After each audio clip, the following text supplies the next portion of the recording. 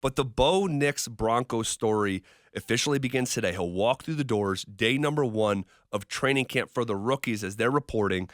We know they're not going to be out there necessarily playing football, but things kind of get reset and the season is officially here. Are we ready to declare like winners and losers every day in training camp from this competition? I think we have to. I think we have to too. That's what we've done in the past with Drew versus Teddy and Paxton versus Trevor, and I think it will be a winner. And I think, Zach, the million-dollar question, and it has to get asked to Sean Payton after day 1 of training camp, and it will. Is this a 3-man QB competition or is there 2-man QB competition? Because you and I were on the air after mandatory minicamp, and we said Sean never said it out loud, but by his actions, this thing may have gone from 3 to 2. It is by far the most interesting and pertinent question for Sean Payton the next time he meets with the media. Is this a 3-man quarterback competition or is it a 2-man quarterback competition? When we pick winners, will we be picking 1 out of 3 or 1 out of 2?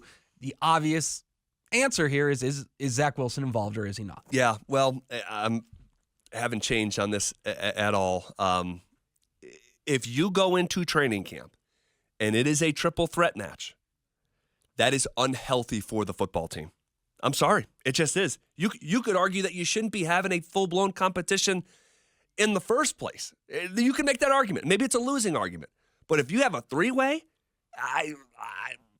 dude, the old adage, if you got 2 quarterbacks, you have none. Well, what do we say if you have 3? It's a 3-man competition, cage match. This is unbelievable. And you're taking reps away from Bo Nix. Of course you are. Which is the one thing you cannot do. So I fully expect Sean to be asked that. Friday, July 26th is the first day the fans are allowed in. We'll see if they do like a barbecue with press conferences on Thursday, July 25th. That is TBD. But if that's not a first, call it 4 questions to Sean Payton, I'll be disappointed in our media brethren that it is so abundantly obvious it needs to be asked. Is this a 3-man QB competition or a 2-man QB competition? Well, and if it doesn't get, I'll ask it. I mean, it's got to be asked. It's got to be asked. But it doesn't even like. I'm not going to get carried away here with being negative, but like these guys don't have the equity to be in a competition. Like this is not like, you know where they should be having a competition? Center. No. I'll say like at the quarterback spot, like okay. Pittsburgh. Yeah, they should be having a competition in Pittsburgh. Okay. Guess what, Will? They're not. The guy who they plan on starting week 1, Russell Wilson, is going to get all the snaps with the ones throughout camp. But they would have more of the right to have a competition between Justin Fields and Russell Wilson, considering how the last couple of years with Russ has gone, and considering that Justin Fields is just younger and provides just something different. He's just something different. It's more warranted. Like this is if they have a 3-man competition on paper. This may be the worst quarterback competition in NFL history. And I wish I was exaggerating, but I'm not. This is not The Rock versus Stone Cold versus Triple H. This is like the Hardy Boys and Repo Man. Like this is not good. This is not good. A 3-way in training camp, not good. Not good at all, but you could argue Trevor versus Paxton is up there as well. Because Paxton is one of the all-time busts at quarterback in NFL history, and Trevor was a 7th-round pick out of Northwestern who had taken 1 snap the year before. So that's kind of the same type of resumes. It is. That QB competition has that this one will have as well. And how was that? How did that work? Mind-numbing. It was terrible. It was awful. I mean, the highlight of that competition was Paxton Lynch throwing a football off the wall in the fieldhouse and making a dent. Yeah. I remember being out there. That was my first year. Like asking Stokely, like he's not supposed to be taking off in 7-on-7 this much, right? Like this isn't normal. You're like, what did I get myself into? Oh man! And somewhere some voice is whispering to you, there's this guy named Nikola Jokic, yes. and there's this guy named Nathan McKinnon. Yes. It's gonna be all worth it. Yes. Here's my other question: do you think, because Sean Payton said at the start of I think it was OTAs, he was asked about Zach Wilson. And he said, we are treating Zach exactly like a rookie. No different. And if that's true, I just wonder aloud, he's going to be the first guy out based on those comments and based on his performance in OTAs and minicamp. He'll be the first guy out. Yeah, and it's just a different track for Zach Wilson, right? The track for Zach Wilson is the football rehab. And see if this guy can be a serviceable backup in this league moving forward. The track for Bo Nix and Jarrett Stidham is who's out there week 1 in Seattle. It's just two trains going in different directions, so just rule Zach out. Rule Zach out, make it a two-man competition from day one, and that'll just simplify this thing, which I argued Sean Payton should have done a month and a half ago. Last question about Zach Wilson. Do you think his experience helps him or actually works against him in this scenario? I think it hurts him because of the situation he was in. Remember what Sam Darnold famously said in New York that they put on Monday Night Football that everyone got mad about? Yeah, seeing ghosts. Yeah. But Zach Wilson's seen his fair share of ghosts playing for the New York Jets. Yeah. It doesn't help him because it wasn't a happy experience. Yeah, I agree. It was a dysfunctional one. Yeah, typically if you got, I think he started like 33, 34 games in the league. That's significant when you're talking about 4 total starts between the other two guys combined. But I think it actually hurts him. I do. It's counterintuitive. But we'll see how it plays out a little bit later this summer. All right, so we know the dynamics at quarterback is going to be a day-to-day sort of checking in and reporting from training camp. But how about outside linebacker Jonah Ellis out of Utah? How much playing time do you think Jonah Ellis will get? And we're talking about the rookies here as the rookie class for the Denver Broncos have reported to training camp today. I think he'll get thrown into the fire. The Broncos have a lot of names at outside linebacker, edge rusher, but they don't necessarily have superstars at those positions. Nick Bonito's a name we know. Baron Browning's a name we know. Jonathan Cooper's a name we know. But if you're Jonah Ellis, we're looking for our first 10-sack season since Bradley Chubb did it, 5 years ago? Yeah, it's him and Vaughn, 2018. So if you're him, you have an opportunity to play right away. That, to me, feels like one of the more wide-open rooms on the team, that you have guys who have proven they can do it to an extent, but haven't proven they can do it to an elite level. Like every contender in this league, if we went through all the contenders, they all have a guy who's going to turn out 12, 14 sacks this season. If Jonah Ellis proves he can be that guy from day one, he'll play plenty as a rookie. What do you think? I think he's going to get a shot.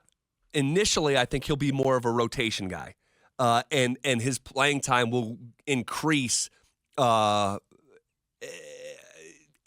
to injury-related stuff. I don't. At that position, I'd be pretty surprised if he kicked the door down when he's got guys like Baron Browning and Jonathan Cooper. And I agree, to your point, these guys aren't stars. They're not even bona fide starters. I don't know. I think Baron Browning's going to start. Who's starting opposite him for sure? Is it Bonito? Is it Cooper? Not sure. So I think he's got a role, but I wouldn't be shocked if it's rather limited for his rookie year. But at the same time, the staff loves him. Sean must love him. They took him 76th overall. And I would just go back to our memories of Super Bowl 50. Yeah, Vaughn and DeMarcus got all the headlines, but Shaq Barrett and Shane Ray were real parts of that team. Yep. So there's absolutely, I like your word rotational. There is a role for him as a rotational guy. The best defense, one of the best defenses in NFL history, the best defense we've ever seen here, had 4 guys that I think I can picture all 4 of them hitting Cam Newton at a point in the Super Bowl. Oh, yeah. So if Jonah Ellis is good enough, he'll get on the field. He'll get some playing time. And then the Drew Sanders Achilles tear, makes it. I think you can make an argument if that doesn't happen at the start of the offseason, they might not have picked Jonah Ellis. Right, because remember, we didn't know about it. Correct. But they knew about it before the NFL draft. Correct. So we'll see what it looks like for Jonah Ellis. Ceiling and floor, real quick with Jonah Ellis. Give me your ceiling and floor. Well, unfortunately, his floor is 0 sacks because we just don't know if he's going to get the playing time. To me, I think ceiling 7, 8 sacks, something like that. What do you think? God, that'd be a great rookie season. But I asked you what the ceiling was. You said 7, 8? 7, 8 ceiling and 0 for the floor. I'll go 0 for the floor. I definitely co-sign because there's a scenario we just don't see him a lot. He's a rookie in the best football league in the world. And he's got guys in front of him. I'll hold at 7 just to differentiate from yours. I'll say his ceiling is 7. If he got to 5 sacks as a rookie, we're coming in here a lot of Mondays being like, oh, Broncos got a gem in Jonah Ellis. When it comes to wide receiver Troy Franklin out of Oregon, who the Denver Broncos picked at 102nd overall in the draft there in that 4th round, talk to me about your expectation for Troy Franklin. They're through the roof because Bo Nix knows this guy. Bo Nix trusts this guy. I mean, 23 touchdowns from Nix the previous 2 seasons, 142 receptions, more than 2,200 yards. I mean, that is built-in chemistry that you cannot buy. And there's a reason Sean woke up at 6:30, and texted George the morning of day 2 of the draft, or that might have been day 3 at that point. We've got to go get this cat. And George said Sean's never up that early. So he doesn't want to go get him. Which is hysterical. Get a couple lattes in him. He's ready to go. Tell you what. And I just think that if you're Troy Franklin, you have such a built-in advantage in this muddled wide receiver competition. We've gone through the names before. Zach, there's 9 guys, 10 guys that everyone knows. 9 or 10 aren't making the team. They'll probably keep 6 or 7. Yeah. But if Franklin's going to be on the team, 4th-round pick, he'll obviously make the team. But he can jump Tim Patrick if Bo Nix is the starter. Everyone but Cortland Sutton, he has a chance to jump. Even Marvin Mims, even Josh Reynolds. Yeah. He has a chance to jump and be perhaps even as high as your number 2 receiver. So you asked me expectations. Outside of Nix, he's the rookie I have the highest expectations for.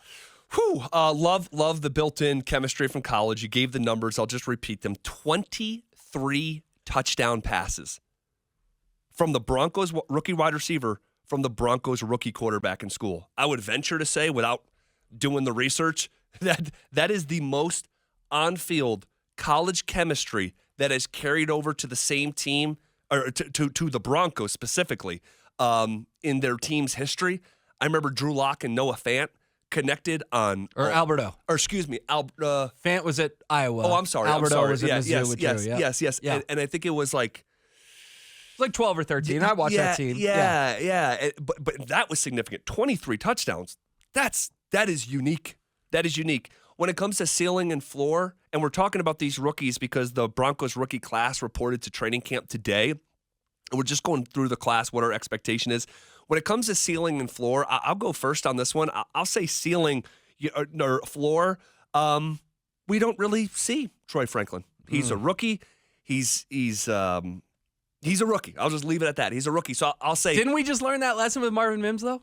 And Sean said he regretted not playing Marvin Mims more? They're different human beings. So I'm just saying, fundamentally, I would like to believe, yeah, he's gonna see the field, but he is a rookie. Sean Payton's history, kind of Michael Malone-ish, doesn't play a lot of rookies. So just with that sort of baked into the floor, I'll say, I don't know, 11 receptions for 102 yards for his floor. His ceiling, I'll go with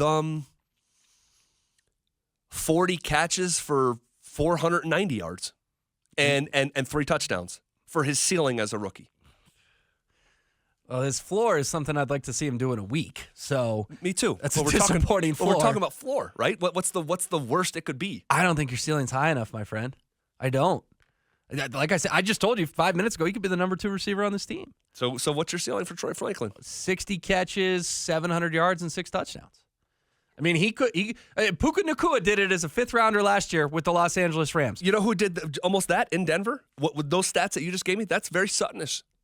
His rookie year, 704 yards, right around there. SMU 2nd round pick, Oregon 4th round pick, 3rd round pick, I believe. Right? Do I have that very wrong? end of the 3rd? My bad. No, excuse me. No, you're right. 4th round pick, the 102nd pick. Very early in the 4th. Very early in the 4th. So if Nacua can do it as a 5th rounder last year in LA, why can't? I mean, I didn't just tell you 100 receptions for 1,100. I said 60 for 700. Yeah. If we're talking ceiling, everything goes right. No, you're right. Troy Franklin's your second best receiver this year with Bo Nix, hopefully for 15, 16, 17 games. With Nacua, man, he was set up. He was set up because he's playing with a future Hall of Famer. I get it. He's playing with a future Hall of Famer, but also a future Hall of Famer on the other side when he's healthy in Cooper Kupp. Sure. Right? So, and then you got McVay calling the plays, but we should kind of have a sprinkle of that here with Sean Payton too. I like it. So, what was your floor? 700-something yards? Yeah, like 60 for 700 and 6 touchdowns. Yeah, you know what? You kind of talked me out of this. You kind of talked me out. So, I'll bump it up from 490 yards to 575 yards. I'll kind of meet you in the middle there. And then when it comes to Chris Abrams-Drain, you're a Mizzou graduate. You follow that program. This is a Mizzou cornerback who was picked in the 5th round, 145th overall. Expectations for that young man? It's just a crowded room. It's a crowded room, but the thing is, it's crowded, but it doesn't have a ton of talent outside of obviously Pat Surtain II, who's maybe a top 3, top 2, top 1 corner in the NFL. But with Abrams-Drain, I mean, there's no reason that if he pops in camp, he can't find himself on the field a fair amount this year. They don't have an established number 2 corner. No, they don't. So, I mean, ceiling, we don't see him because he's behind the Riley Mosses, the Damari Mathises, the Levi Wallaces of the world. Yep. But floor is, he starts in 7 or 8 games this year and goes home this season. You said the floor. Or excuse me, the ceiling there is you he go. starts in 7 or 8 games this year, and he walks off at the end of the season with 4 game balls in his locker because he picked off 4 passes. 4 game balls. Hot damn. Well, just balls he kept because he picked them off. Okay. Not like a head You're the coach hero throwing of the it to him. game again, No. Chris. Just like I got an interception in the NFL, I'm keeping that football. Yeah. I like it. Audric Estimé. And guys, we're talking rookies because the rookies have reported to training camp today for the Denver Broncos. I think this kid is making this team. I don't think he's going to be a starter, but if they're keeping 3, Audric Estimé, I think he's going to make this team. Draft status goes a long way here, especially your first year. I'll go first here on floors and ceiling. I'll go the floor is Estimé finishes with 200 to 250 rushing yards for the season. I'll go the ceiling is he's a 1,000-yard running back, and we see that every single year from a rookie at that position in this league. So history tells me that should be a part of if everything goes right for this young man. He could be a 1,000-yard back, despite how crazy that may hit someone's ears driving down I-25 right now. I think you hit them both on the head. The floor is he's just a rotational guy who gets 4 or 5 carries a game, 250 yards, a good number. The ceiling is, oh my gosh, we got a gem in the 5th round. He's the starter, and feed him 20 times a game, and he becomes the first 1,000-yard rusher since the guy's seat I'm sitting in right now. Yep.